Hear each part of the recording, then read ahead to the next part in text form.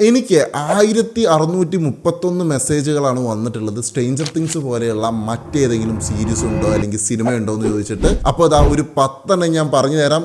Twin peaks, ഒരു ചെറിയ ഗ്രാമത്തിൽ നടക്കുന്ന കൊലപാതകങ്ങളും അതിന് പിന്നിൽ നടക്കുന്ന നിഗൂഢതകളുമാണ് ഈ സീരീസ് ചർച്ച ചെയ്യുന്നത്. സ്ട്രേഞ്ചർ തിങ്സ് ഉണ്ടാവാൻ വേണ്ടിയിട്ട് ഏറ്റവും കൂടുതൽ പ്രചോദനം ഉണ്ടായിട്ട സീരീസ് എന്നും ഇതിനൊരു പ്രത്യേകതയുണ്ട്.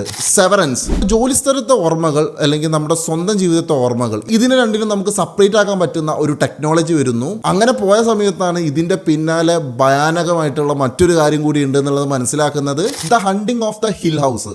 സ്ട്രേഞ്ചർ തിങ്സിലെ കുടുംബ ബന്ധവും ഇമോഷനും എല്ലാം ഉള്ളതുപോലെ ഇതും ഒരു കുടുംബത്തിന്റെ കഥയാണ്. ചെറുപ്പത്തിൽ ഒരു പ്രേതബാധയുള്ള ഒരു വീട്ടിൽ ചെലവഴിച്ചിട്ടുള്ള 2 സഹോദരങ്ങൾ വീണ്ടും കണ്ടുമുട്ടുന്നതാണ് ഇതിന്റെ ഇതിവൃത്തം. ഡാർക്ക്, ഇതിനെപ്പറ്റി പ്രത്യേകിച്ച് പറയേണ്ട ആവശ്യമില്ലല്ലോ. പക്ഷെ സ്ട്രേഞ്ചർ തിങ്സ് പോലെ ഇതിനെ കണക്ട് ചെയ്യുന്നത് എന്താന്ന് വെച്ചാൽ ആ ഒരു കുറച്ച് ചെറിയ കുട്ടികളും അങ്ങനെയുള്ള കാര്യങ്ങളൊക്കെയാണ്. ഗ്രാവിറ്റി ഫാൾസ്, ഇതൊരു ആനിമേറ്റഡ് സീരീസ് ആണ്. പക്ഷെ കഥയുടെ കാര്യത്തിൽ സ്ട്രേഞ്ചർ തിങ്സിനേക്കാൾ മേലെ വരും എന്നാണ് പലരും പറയുന്നത്. ഇതുവരെ സീരീസ് അല്ല, ഇനി കുറച്ച് സിനിമകൾ പരിചയപ്പെടുത്താം. E.T. അന്യഗ്രഹത്തിൽ നിന്നൊരു ജീവി വഴിതെറ്റി ഭൂമിയിലേക്ക് എത്തുന്നു. അവനൊരു കുട്ടിയായിട്ട് സൗഹൃദത്തിലാവുന്നു. അതായത് സ്ട്രേഞ്ചർ തിങ്സിൽ ലെമനും മൈക്കും തമ്മിലുള്ള ആ ഒരു കെമിസ്ട്രി ഉണ്ടല്ലോ, അത് ഇതിൽ നിന്നാണ് പ്രചോദനം ഉൾക്കൊണ്ടിട്ടുള്ളത്.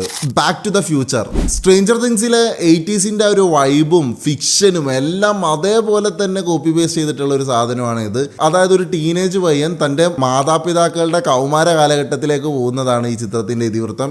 IT, ഒരു വില്ലനെ ഒതുക്കാൻ വേണ്ടി കുട്ടികൾ ഒന്നിക്കുന്നു. അതായത് സ്ട്രേഞ്ചർ തിങ്സിൽ അവർക്കൊരു ക്ലബ്ബ് ഉണ്ടല്ലോ, അതേപോലെ തന്നെ ഒരു ലൂസർ ക്ലബ്ബ് ഒരുക്കുന്ന ഒരു സംഭവമാണ് ഇത്. പക്ക ഹൊറർ ആയിട്ടുള്ള ഒരു പടമാണ്. സ്റ്റാൻഡ് ബൈ മീ, ഇതിൽ പ്രേതമോ അല്ലെങ്കിൽ ഒരു സയൻസ് ഫിക്ഷനോ ഇല്ല. പക്ഷേ സ്ട്രേഞ്ചർ തിങ്സിലെ കുട്ടികളുടെ സൗഹൃദം അതേപോലെ തന്നെ ഇതിലും കാണാം. കാണാതായിട്ടുള്ള ഒരു കുട്ടിയുടെ മൃതദേഹം തെരഞ്ഞു പോകുന്ന ഒരു 4 കൂട്ടുകാരുടെ കഥയാണ് ഈ ചിത്രം പറയുന്നത്. അപ്പോൾ ഈ സിനിമകളും സീരീസും ഹൈലി റൈറ്റിംഗ് ഉള്ളതാണ്. അപ്പോൾ ഇതിൽ നിങ്ങൾ ഏതൊക്കെ കണ്ടു, അടുത്തത് ഏത് കോണ്ടന്റ് വേണം എന്നൊക്കെ ഉള്ളതും താഴെ കമന്റ് ചെയ്യുക.